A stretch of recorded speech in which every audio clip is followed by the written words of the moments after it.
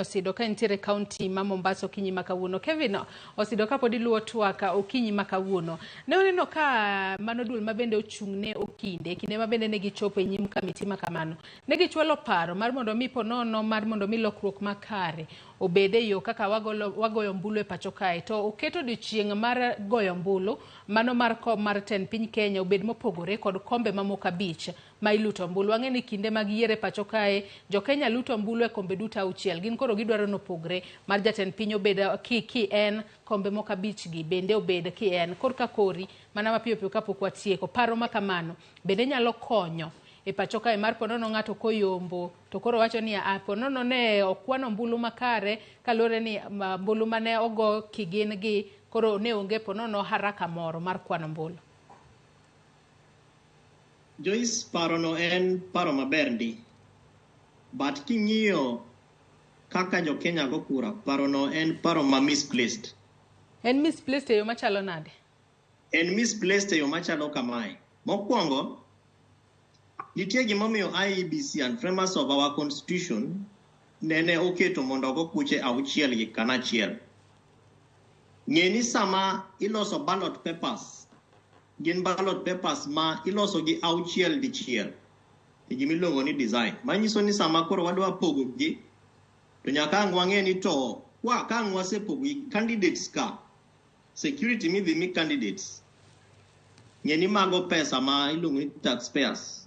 Either wadhi go kura mar president mbele kati dhi go chien. But ng'enyne king'iyo kaka campaigns ma Kenya ka itimo, preparations mag commissioners kata mana IEBC, basically the electoral management body, focus ng'enyne en ga presidential vote. Manyiso ni en idhi go e bang'e ka ng'wasego abich ka. Extended security midhi mi jogi chal nadi. Number 2, campaigns ma Kenya ka, particularly for the presidential vote, is normally the main thing. Sani wan gi counties, masa mori nyalo wacho ni governors bende sani nigi new frontiers of power. Manyiso ni gibende koro sama gi campaign to ji luoro gi ng'iyo gi kendo ng'iyo ni to ere kaka wanyalo engage governors. But largely and mostly the presidential vote normally is the contested one. Manyiso ni kata campaigns mitimo mag MCA, MP, wabunge gi senators normally ji ng'iyo ga mana presidential cha. Koro ka ng'wasepogo gi manyiso ni nitiere votes mabende wadhi disenfranchise. Disenfranchisement manyiso ni nitie jogo ma wadhi miyo either ok gi vote kata gi vote but not kaka ne gidwaro. Mokwongo joma nie diaspora.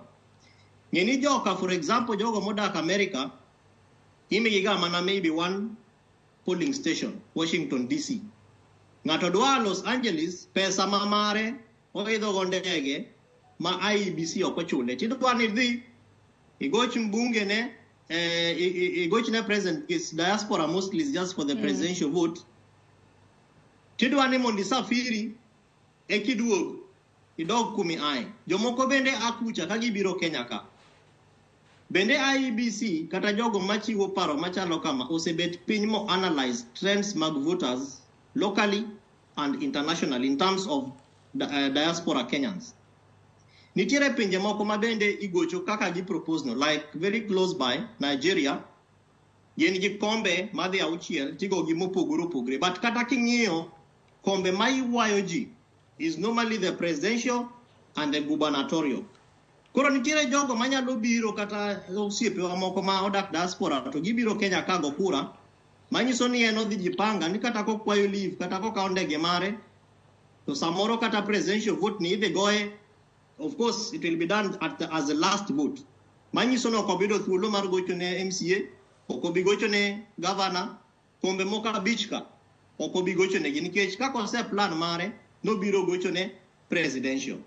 It is a very good proposal, Joyce, but anajawacho ga pile pile. And is a recommendation ma anabro dhimbele giwacho ni ang'ono momiyo from the seat, the comfort of komba kuma betini. Anyalo oro ne Joyce pesa through M-Pesa. Madhi mo confirm ni ayudo pesa nino. Mabende kolal to an gi namba magoyo. Ka en gi ja postpaid 200. Ka en gi regular 100. Mi go milosi gato minyise ni adwa oro ne Joyce pesa to dhi kumarach. Konya uru mondo recover e. Be kodagi to ginyisa ni *456 ta oro message no to pesa no duogo na.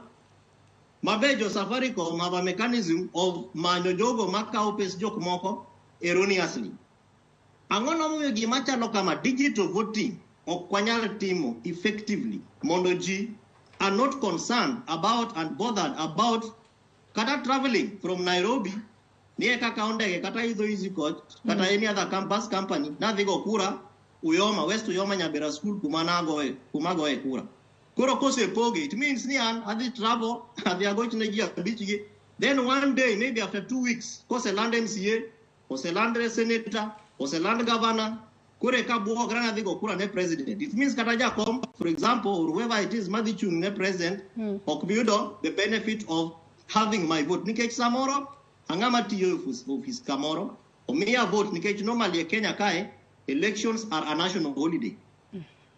And it is happening on a second Tuesday. Manyisoni and chieng teach to say me and leave.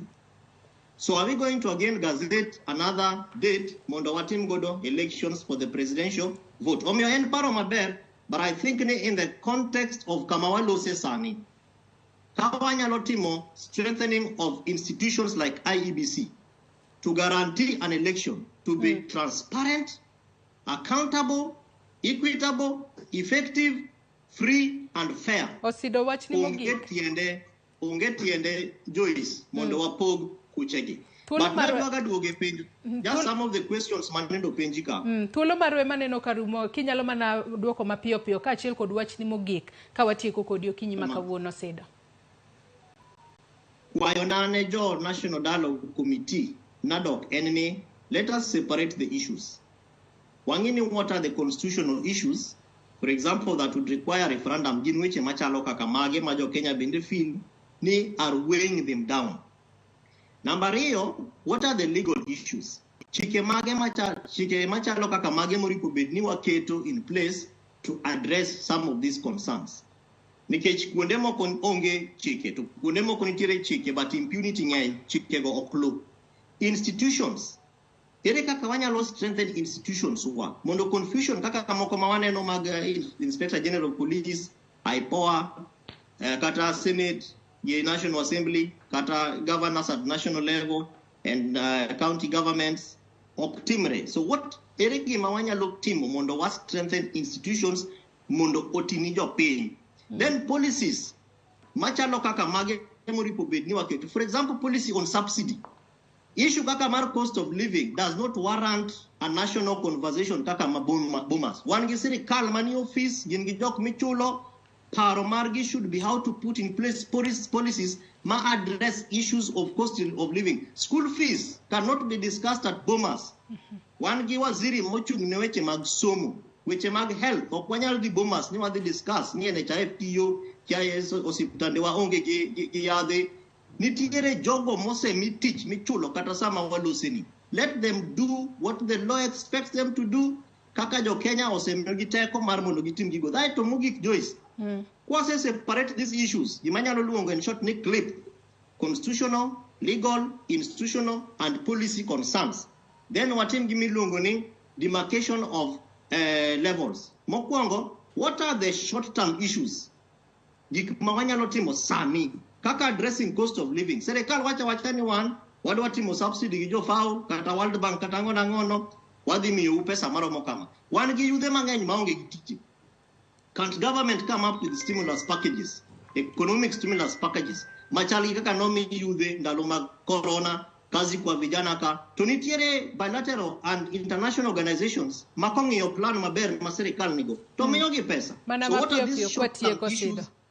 What are the mid-term issues, then long-term issues? Kuro long-term issues, ginga mag political parties. Some of those things, kura katakuwa address issues of jokma makalo azimio donje Kenya Kwanza, nyaka warit mana elections, or we call for by-elections, oknyal timesani. So what are these long-term issues? Mano would be my last word. Kenya, let us be resilient. Wandi kuru petitions, ikmao ku understand, wandi kuru barupe ne jogo mawasemi yoteko, manie telo, mondo gimi wa duoko. To chiko wacho ni within 4 days, ka onge duoko, tinyalo tiro ng'ato, ki court to demand for answer ipenjo. Ero kama na inya. So spito bungo wich, ine makoro thuolo dhi ng'adi.